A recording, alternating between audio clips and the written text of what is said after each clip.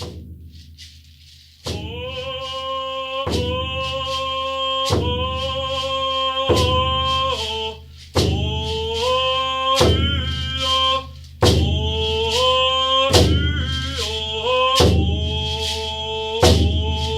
there's a question that people ask me, and they go, "Brandon, when was the first time that you ever made like your first piece of art?" And I always think back to like when I was in grade 8 and I started painting landscapes, and then I realized, no, wait a minute, my first works of art actually began well before that. One of the things that I did when I was about 5 years old, I got a new set of pencils and crayons, and I was at my grandmother and grandfather's place, and I drew all over the kitchen, dining room, living room, bathroom, bedroom. I drew all over the walls, and I paid dearly for it. I was in a lot of trouble from my grandparents for it. And if you talk to my grandmother, she'll tell you that the first mural that I did was her house. And she's proud of me because what she gave me trouble for when I was 5, I'm now getting paid for as a professional.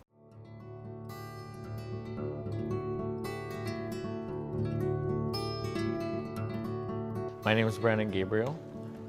I'm from the Kwantlen First Nation, and we are here at our Longhouse, our cultural center.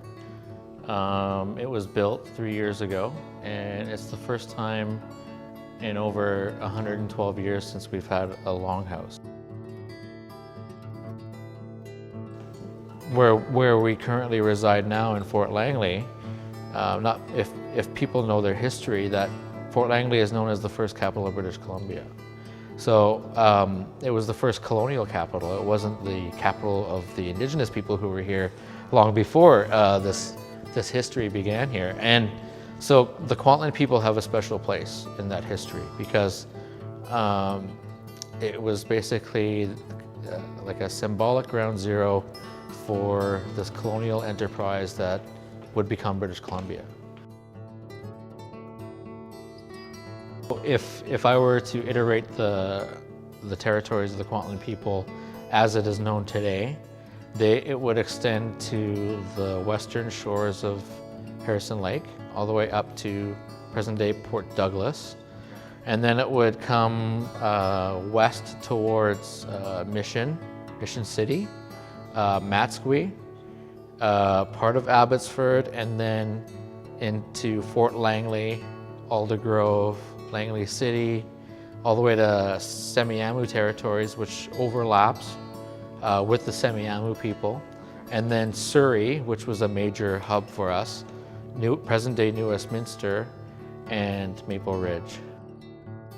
So Surrey Christian School would fall under the auspices of Kwantlen territory. I think this.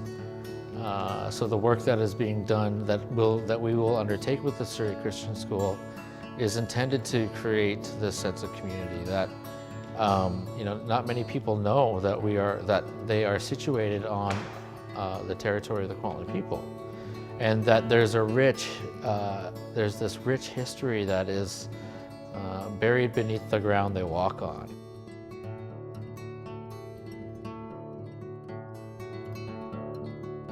So my affinity for art started at a very young age. At the time, I'm really developing this artistic skill, but I'm also suffering from this affliction, this mental and emotional anxiety that was affecting me as a human and my development as a student. I developed unhealthy ways of coping, and one of those ways was I experimented early with drugs and alcohol, and that became this way out, another way out. And it also took away I think it took a little bit of the human out of me too. So before I was done high school, I was experiencing difficulties with addictions. I had, there were all sorts of traumas that were created in the wake of that, and eventually I would come back to my art. I was always coming back to it. If it wasn't for my love of my art, which was the source, a major source for my self-esteem at that time. If it wasn't for that, I don't know where I would be.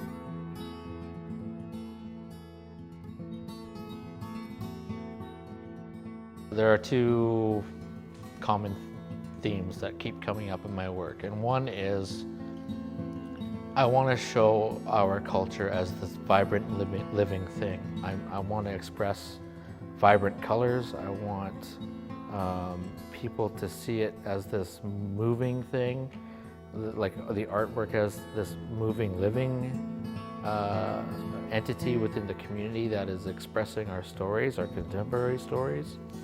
And that is always at the back of my mind when I'm creating. So if you have an opportunity to view my works, you will see these things. You will see movement. You're going to see color. You're going to see light. You're going to see these ever-changing forms.